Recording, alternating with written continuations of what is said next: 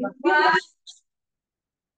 everyone, I'm Rolly Orticaza, and today I will teach you how to check the normality of the data of our test. So whether it is pre-test, post-test. So these are the scores of our respondents. So we have um, 27 respondents with students. So using SPSS will check the normality of our data. So go to analyze and then go to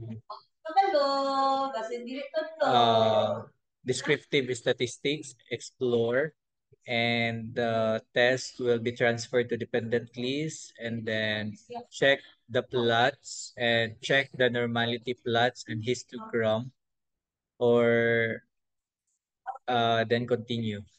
Then okay. So here is the result. So the mean score is 16.20 and then standard error is the 0.155.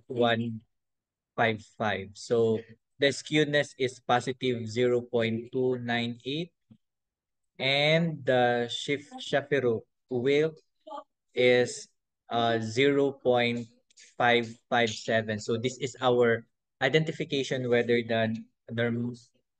our data is normal or not. So we'll check the p-value. This is the p-value using Shapiro wheel.